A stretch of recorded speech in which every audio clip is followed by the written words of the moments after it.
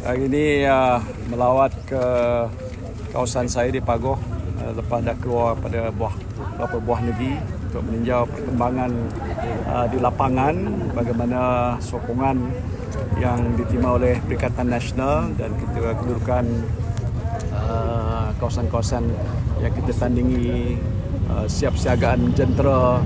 Alhamdulillah, nampaknya dari segi persiapan makin bertambah kukuh di seluruh negara. Keduanya dari segi sokongan nampak meningkat luar biasa, terutama di kalangan pengundi Melayu dan sebahagian pengundi bukan Melayu. Itu makna penerimaan mereka kepada Perikatan Nasional dan meningkat lebih baik selepas manifesto kita dilancarkan.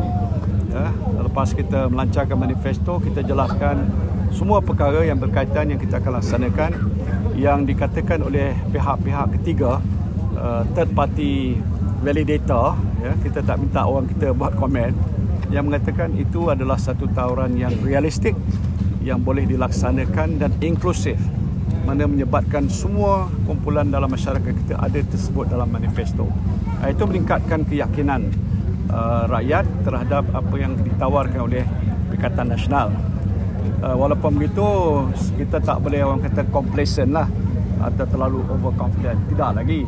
Tapi data-data menunjukkan bahawa sudah ada peningkatan yang agak begitu memberangsangkan, dan kita akan teruskan dengan usaha kita untuk menjelaskan apakah tawaran kita yang kita buat untuk negara, apa pengalaman saya khususnya untuk menguruskan negara waktu zaman susah yang berkaitan dengan COVID dan pemulihan ekonomi. Walaupun ekonomi sudah pulih dan ada terkini data menunjukkan peningkatan KDNK negara yang cukup baik. Dan ni saya nak sebutkan, tak boleh bagi kredit hanya pada Perdana Menteri yang baru ni. Dia berlaku selepas langkah-langkah yang kita ambil waktu zaman susah. Dan lepas tu kita buka dalam tempoh yang sesuai supaya ekonomi kita pulih. Baru ada pertumbuhan. Dan lepas tu galakkan pelaburan masuk, menyediakan peluang pekerjaan, kegiatan ekonomi sudah meningkat, baru ada pertumbuhan KDNK. Jadi jangan dikatakan, oh ini kredit mesti beri kepada Barisan Nasional, seolah-olah Perikatan Nasional di mana menteri-menteri ekonomi sebahagian besarnya datang daripada Parti Perikatan Nasional, mereka menyumbang. Jadi itu satu petanda bahawa kita mampu dan kita berupayalah untuk menguruskan ekonomi negara kita ini. Tan Sri, semalam Datuk Seri Zahid mengatakan bahawa PN ni bermimpi di siang hari lah untuk mencalonkan Tan Sri sebagai Perdana Menteri melihat daripada kekuatan. Tak apa dia mimpi siang, mimpi malam, biasalah tu. Tapi kita realistik. Dan dia bukan cakap hanya cakap omong kosong kata orang Jawa pun, ada asas.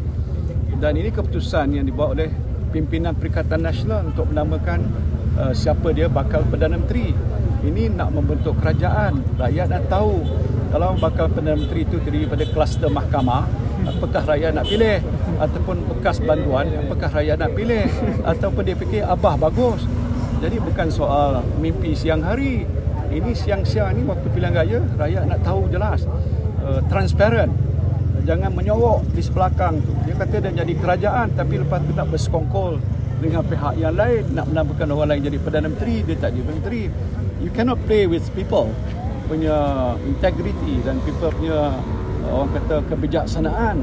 Kita kena jelas, bersifat transparent.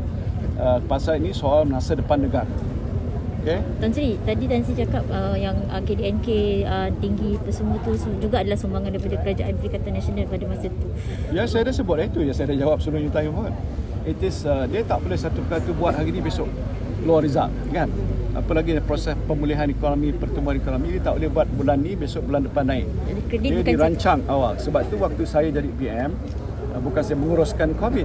Bayangkan kalau COVID gagal dilaksanakan dan uruskan. Negara masih lagi berhadapan dengan pandemik COVID macam yang sedang berlaku di negara China. Macam mana pemulihan ekonomi? Tapi Alhamdulillah kita dah selesai. Bukan selesai, tapi setidaknya bukti nyata yang saya baca laporan The Age yang memberi kredit pada kerajaan pimpinan saya, di mana tempoh menunggu vaksin paling pendek 72 pasal, bukan saya kata. So kalau ada pihak pembangkang Anwar ke siapa kata, it is a fact recognized by World Health Organization and validated by many economists mengesahkan keadaan sebegitu. Jadi bagi saya itu bila ada pertumbuhan memang bagus, setidak-tidaknya kesan usaha yang telah kita rancang dan usaha yang kita menguruskan soal COVID, apalagi membuka semula ekonomi berfasa-fasa, kesannya sekarang. Jadi itu sebab saya kata jangan underestimate keupayaan Perikatan Nasional untuk menguruskan hal-hal yang berkaitan dengan pemulihan ekonomi dan sebagainya yang masih belum selesai. Dan ini saya sebutkan dalam manifesto apa langkah-langkah tambahan yang kita akan buat untuk mempercepatkan proses pemulihan dalam keadaan di mana ekonomi global akan berhadapan dengan resesi tahun hadapan. Alright.